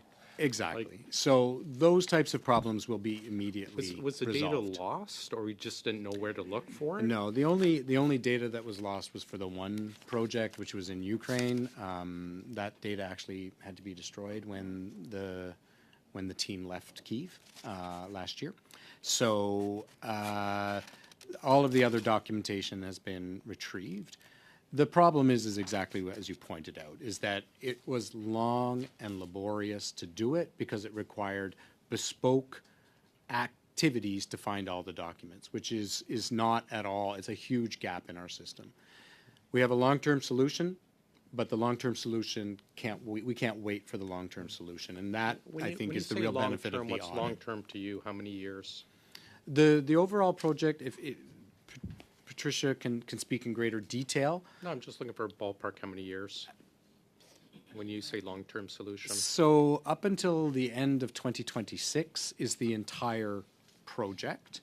The interim solution will be immediate, which is the ability to have a single database where all project information is stored and easily accessible.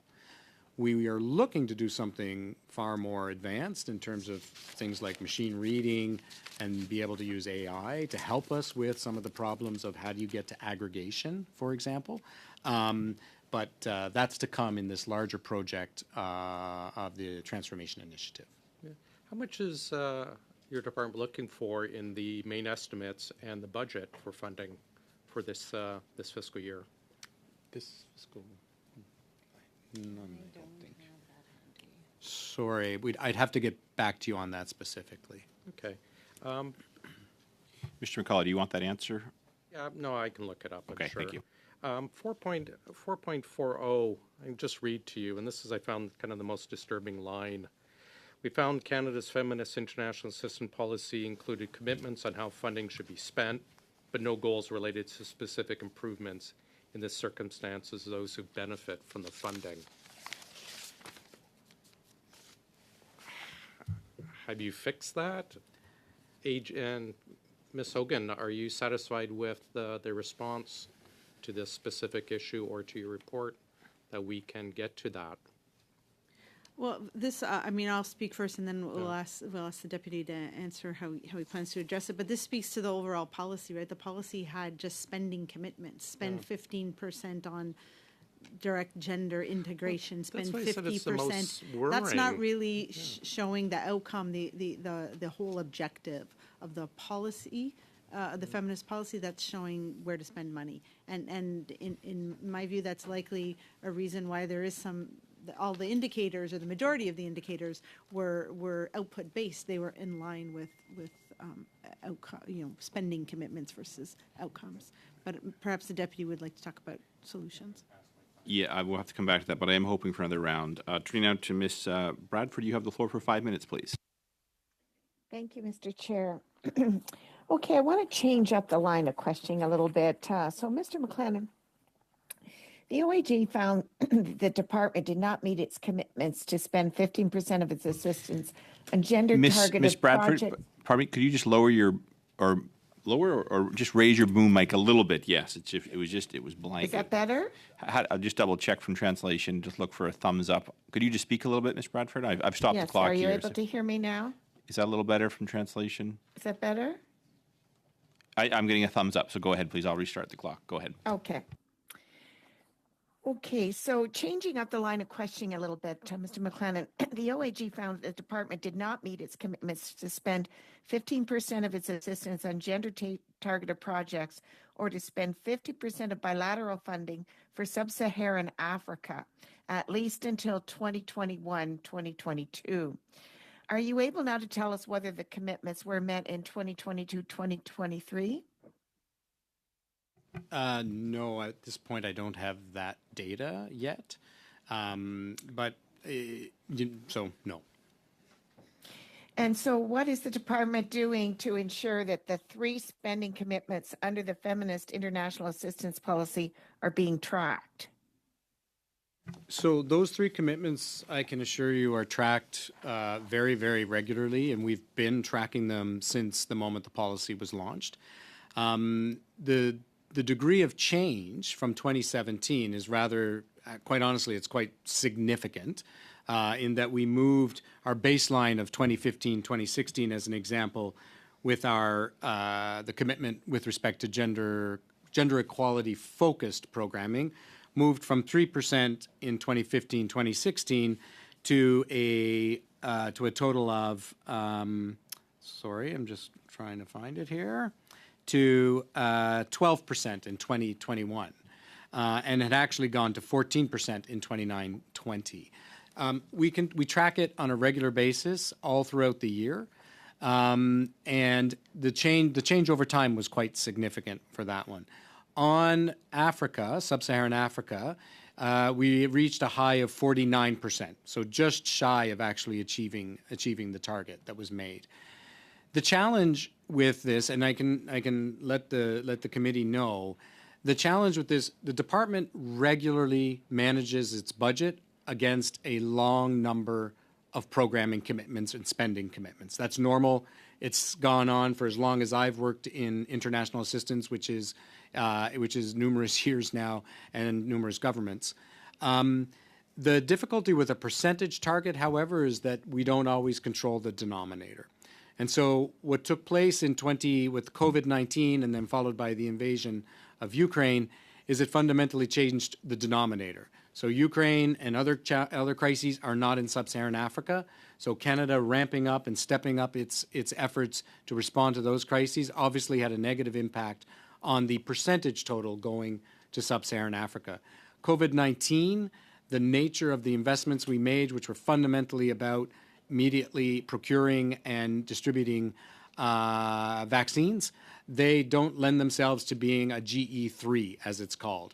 And so as a result, our ability to hit that target was diminished. Okay. And the OAG received, is anybody else here? Feedback? Okay, that's better.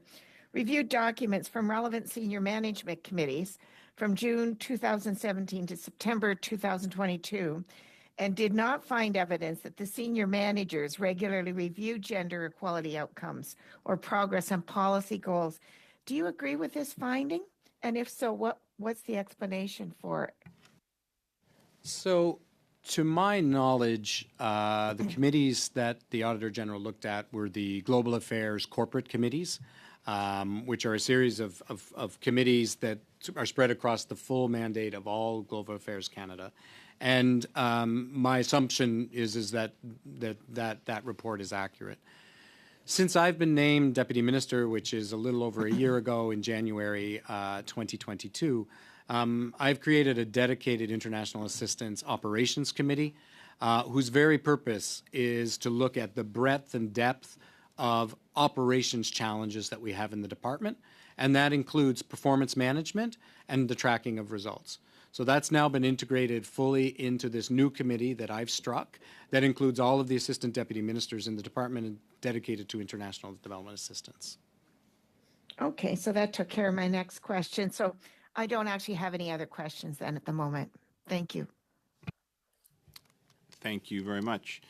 I'm going to endeavor to get through a last round, but I'm going to just cut the time from 5 to 4 minutes for the government and official opposition members, et 2 minutes pour les deux autres membres. And 2 minutes for the other 2 members of the opposition. Please. Okay, I had asked some questions earlier about outputs versus outcomes, and I wanted to just bring the Auditor General in on it. It's been a few minutes that have elapsed since my previous rounds, but I was referencing you a few times, and I wanted Madam Auditor General just at a broad level. Do you think the government has the evidence to support the claims they're making when they say this is making a difference for women and girls around the world? Well, I think at a broad level, that's exactly what we said in the report, is that they couldn't show us at a broad level. I do acknowledge that at a project level, they can track. And I do think that we should acknowledge, for the example that I gave of building washrooms, is that putting washrooms and hand washing stations in schools is of value to the students in that school. But when the goal was to increase attendance at school, then that's what you should also measure, right? So there is some value, but the ultimate goal is really the one that needs to be measured. Yeah, I think that's an important point that, you know, if you're spending large amounts of money, you know, government's saying, well, something was done with that money, and you know, it seems to under particular circumstances, you know, be making someone's life better. But you know, that is important in a certain sense. But the larger point is, are we getting value for money and having the broadest, greatest impact that we can, and are we tracking to make sure the measures are working to achieve the outcomes we've established that we want to have?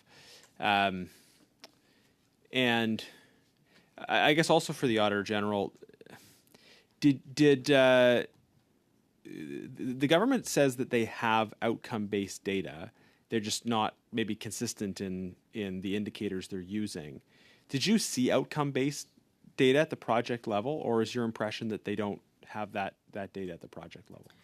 So I turned over to just look at those who would have done a lot of the detailed file review, and I would say that at times we did see outcome-based data, but again, it is about, you know, not every, like my bathroom project is one where we wouldn't have.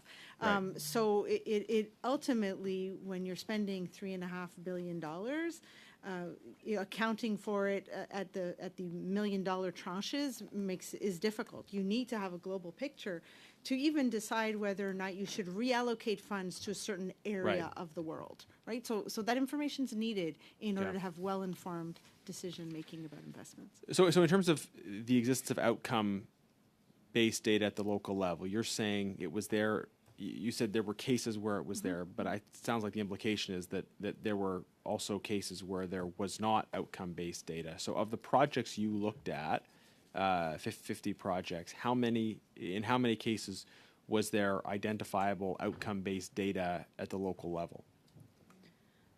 I'm going to have to turn to someone else to see if they have that sort of level of detail, or do we have to get back to them? We'd have to get back to you on that. We can say that around half of the projects were reporting against the corporate indicators. And as the department's been saying, all the projects are required to do logic models and identify ultimate outcomes.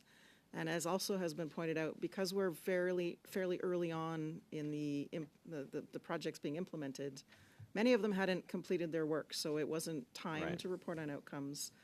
We didn't see serious problems with the way that those tools were created that were being implemented at the project level. Where we were seeing the disconnect was that what the projects were trying to do wasn't translating into corporate indicators. Right.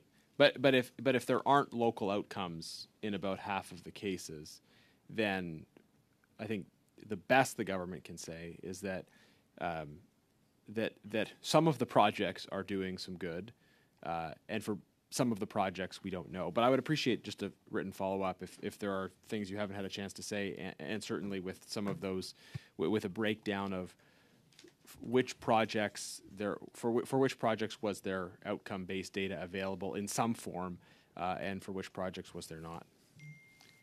Thank you. Are you able to provide that? Oh, we'll look into it, and if we don't have anything further to add, we'll let you know either way. Okay, thank you. That'd be appreciated. Thank you. Ms. Yip, you have the floor for 4 minutes, please. Mr. McClellan, in your opening statement, you talk about strengthening your corporate tools and updating governance mechanisms. Could you elaborate more on that, especially the governance? Sure. Maybe why don't I begin at the top?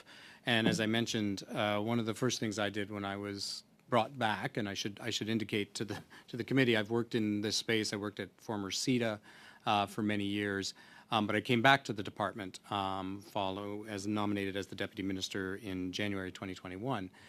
So I had with a deep knowledge, but following the amalgamation of the department, it was one of the kind of my immediate observations is that we really did require a senior table that looked at development operations, not policy, operations. And that is the first and foremost, the biggest tool that we've put in place to manage governance. It's not quite a year old yet. We're still running it. And I can assure the committee that the findings of the Auditor General's report has caused quite a significant reflection on how actually more important this committee is than we even thought previously. That the question of results, and I've heard the members around the table, clearly is something that all members hold close and expect the department to deliver on. And I expect that from myself, and I expect that from the committee as well and from the department. The team is up to the challenge of doing this. And I do believe actually that the teams themselves are the ones that hold most closely the importance of delivering actual results. The teams that are in place are fully capable of doing the job, but they want to see results more than anybody else, to be perfectly frank. They're the ones on the ground working directly with partners to do this. But maybe I can turn to Patricia, who's going to be leading the. Okay. So perhaps to give us an example, the deputy mentioned I'll be following up on the action items for the recommendations in this report. So I'll be leading a team that looks at those, and we'll be tracking progress, but we will bring, when we reach particular milestones, we will bring that to this International Assistance Operations Committee so that the committee is appraised, so that we can get feedback, so we can seek direction, and then be able to do everything that we've committed to do. Thank you. How much time? About 1 minute, 20 seconds. I could just ask you to just keep quiet, please. Did the pandemic hinder your programs and impact outputs and outcomes? Thank you. Yeah, obviously the pandemic had a significant impact and quite a varied impact depending upon what part of the world you were talking about. In some parts of the world, it required us to slow down projects as teams on the ground were forced to go offline, and they went through the exact same experience that we went through, was figuring out how do you do this online, how do you monitor and evaluate the work that you're actually supporting and funding. So it did lead to a slowdown. In some cases, we needed to kind of extend the projects to allow them to kind of catch up on the results they were trying to accomplish for time lost during COVID. In other circumstances within a project that was, for example, largely health or education are two really good examples, we worked with the partners to adjust what they were doing to respond more clearly to the challenges that COVID was making. So a really good example of that are in some of our education programs. We allowed and worked with the partners to figure out ways to support online learning for students in various developing countries where we were doing those types of projects. And that is the time. Thank you. Et puis encore une fois, le député. Once again, Ms. Goudreau for 2 minutes only this time. I'm sorry. Thank you, Mr. Chairman. 3 things. First of all, in fact, my ask is to know what the distribution of funds is across the various countries. Is that possible to submit that to the committee? Yes? Absolutely, yes. Second, is it also possible to let us know when all of the projects will be delivered to the governor, the Auditor General, so that we can complete this, have this in the report, so know that it was all collected and sent? And as I have 1 minute left, I'd like to hear you talk about the action plan, the tangible plan, the commitment to ensure that all of the efforts for gender equality will be corrected, your approach will be corrected as of this moment, and when we will know that things will be solved. So you have 1 minute to say. Well, all I can say to you is that I can assure you that it's at the heart of everything that we are going to be doing, not only to answer specifically the recommendations that have been made, that's a beginning only, but also to really spring from that and really see more completely how we can demonstrate to Canadians what we are doing with international development. Thank you. And I invite you, even though we can invite you to come back to the committee to share your work with us. I'm very concerned, as I said at the outset, but I know that results will be forthcoming. Thank you very much, Mr. Chairman. Now as well. Thank you very much, Mr. Chair. I just want to turn directly to some comments that were made just earlier in the last round of questions in regards to the deadline of 2016. Mr. McCauley was able to have you admit to a deadline in terms of some of the major commitments for change. You mentioned as well that AI and some other aspects of technology would also be implemented, which I believe you provided evidence to suggest why it would be so long. And so just in terms of some of that work that will be undertaken for the robustness of this new system, could you provide more details as to what this system actually is in terms of its difference with the existing one? Given the time. Certainly. So just to clarify, the database that we've committed to implement, we're working on immediately to make sure that we can find all the documents and they can be tracked. So that's our interim solution. Okay. In terms of our longer-term approach, immediately we've already started working on essentially taking all these disparate legacy systems that don't talk to one another, and we're going to be building a new way of managing grants and contributions. It's on one hand an IMIT solution, so a technological solution, but it's really looking at how we operate. It's going to look at how we manage data, so data collection, but then also the analytics around that. It's going to link to our finances, which currently we don't have a way to kind of get the systems to speak to one another. And then it's going to track our results. So it's taking bits of information and bits of ways of working that we're doing in a variety of different ways, and that now we can cobble together. But as the report has shown, it takes us time, and it's not straightforward.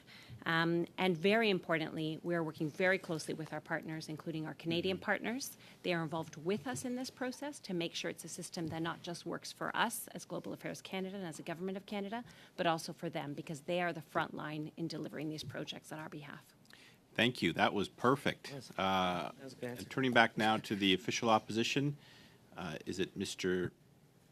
Genuis or Mr. McCauley? Any more questions? You've got 4 minutes. If you're satisfied, that's okay too. Mr. Chair, I'm far from satisfied. Sorry, with my time or with the situation of the department. Can I just we'll kind of pick up where I left off. Then I didn't know I would be having more time, but maybe if the Auditor General, I think you you were answering some of the previous question, I think, and I wonder if you can just kind of pick up on this issue of like where the what information is available around outcomes on individual project level and the challenges you had in accessing that information. I'm not sure I can add too much Okay, more. all I right. can say it in different words, but I think Okay. I would just repeat that it was there sometimes, but it's really just tracked and monitored at the project level. We didn't Right. see senior management asking for it, but there also wasn't a way for project managers to roll it up and push it, right? But sometimes it does happen because there is about 50% of the projects that are rolled up into external reporting. So it's about consistency across all of the areas of the organization. So thank you for that. Mr. McLennan,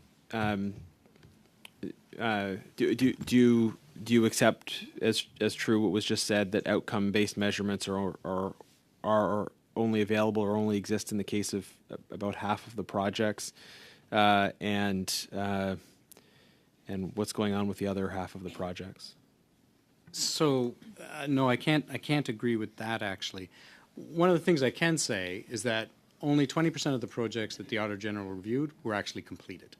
The other 80% were still, as we understood, because they were begun in basically over the first 3 years of the policy, 80% of the projects are still actually active in the field. And so we haven't gotten to the point of a completed project to collect the results yet.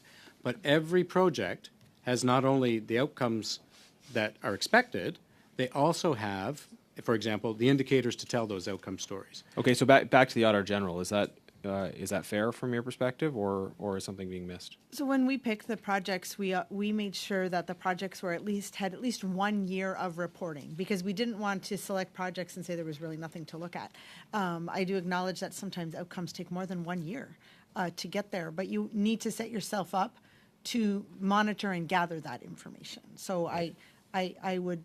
So for the projects that were say not, that there's a nuance I would add to the response. So for the projects that were not complete, did you see evidence of ongoing collection of outcome-based data that was simply ongoing, or did you see indication that outcome-based data was not being collected, or there was no plan to collect outcome-based data?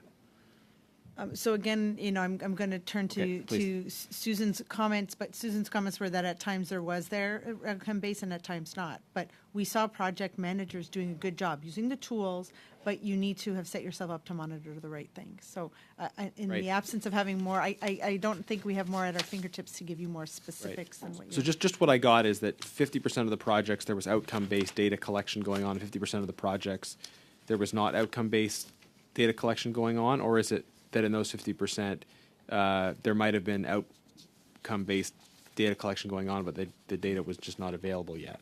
Because Mr. McLennan's kind of painting a picture of, well, we were trying to collect outcome-based data in every case. It's just that we hadn't sort of gotten to it in some cases yet. But what you're saying is... So I think I'll turn it to Susan, please. but what I mean, I'm sort of at a place where I think I would prefer us to go back and really look through our files to give you a more accurate instead of misspoken sort of answer, but I will turn to Susan to see if she wants to add something. Okay, thanks.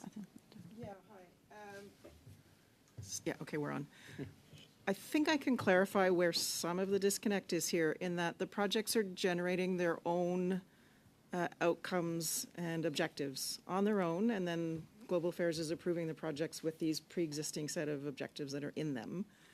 The problem is that those objectives don't necessarily map on to the KPIs that the department is tracking and collecting. So we can tell you, and I don't remember off the top of my head, we can tell you how many projects that we looked at were performing according to expectations and were below expectations. And those kinds of things are being tracked at the department level. So we know whether or not the projects are performing as expected, which I think is partly what you're trying to get at here. The disconnect is that what those projects are actually tracking as outcomes are not the same as the KPIs that the department is trying to track. So for example, if you've got a project that doesn't happen to have anything to do with vitamin A, but it is doing something related to nutrition, it won't contribute to the vitamin A statistic that's being reported.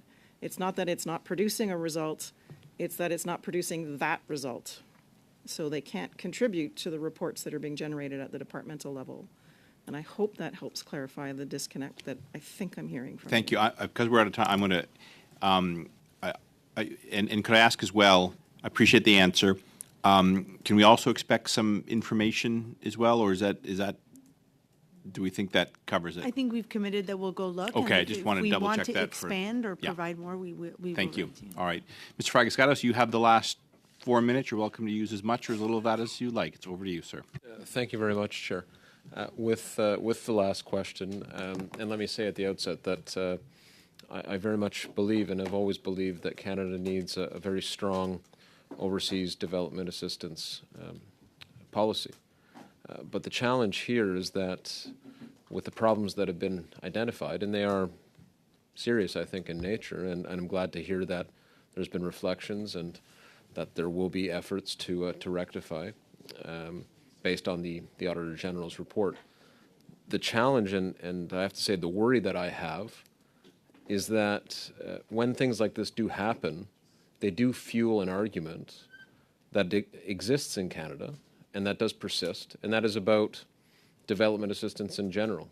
I mean, is it worth it? So it's a question on just getting back to basics. Deputy Minister, tell us why it's still important for us to have a strong overseas development assistance policy. What's in it for Canada? What's in it for Canadians?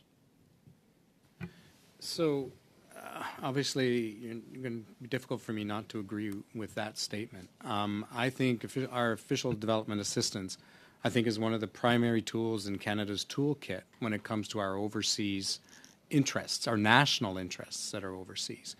The best example of this was the pandemic. I can tell you, in the world of international assistance, we've been talking about the value of investing in healthcare systems in places like Tanzania and Mozambique is to enable those countries to not only treat their own citizens, but to also to contribute to global health. That's an actual thing. The control of infectious diseases requires all countries to work in cooperation. We need to be there to help our partners build those systems because they actually, in the end, also contribute to protecting Canadians. Climate change, working with our developing country partners to help them respond to climate change, to adapt to the impacts of climate change, but also to ensure that they're not contributing, that they don't take the pathway of high emissions in their development, so that we are actually contributing to the reduction of global greenhouse gas emissions for all of the planet. Canada can do everything it wants, but we know the rest of the world also has to act. We need to be there to help developing countries to do that as well. Well, I take your point, certainly, and I obviously agree. But I'm going to push you a little bit more to tell it to my constituents, right, who, won't be watching this because they're busy at work trying to, put together their next paycheck so they can feed their family. Why is it important that we continue to invest large sums? Now, granted, it's not what Pearson had called for, 0.7% of GDP, but my understanding it is around 0.3% of GDP, not insignificant at all. So what's in it for the everyday Londoner? What's in it for the everyday Canadian? You did touch on this when you talked about the pandemic and global health systems and how ultimately I know a focus on the international does help to ensure the security of Canadians. But can you go into that a little bit more, Deputy Minister? Certainly. All that in 30 seconds. Certainly. South Korea. South Korea used to be one of the poorest countries on the planet. It is one of the prime development success stories. South Korea now is an important trading partner for Canada. South Korea is actually increasingly in the Indo-Pacific an important ally for Canada. It is a thriving democracy in a world in which democracy is in retreat, and we need more South Koreas for Canada. Thank you very much, everyone. Ran a few minutes late. Apologies to Mr. Zimmer. I didn't start right on the money, so we're 2 minutes late. But I appreciate everyone coming today, and I'll adjourn the meeting. Have a good weekend for those who are getting away tonight.